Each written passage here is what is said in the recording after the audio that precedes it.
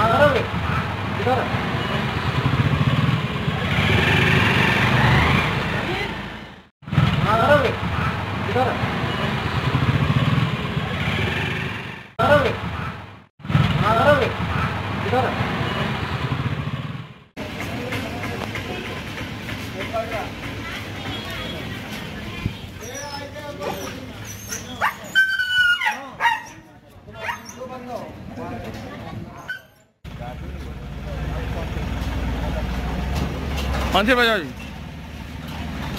time पे मिले आती ना పొద్దున మబ్బుల 6 నుంచి 42వ వార్డులో జగిత్యాలలో కుక్కలు పట్టడానికి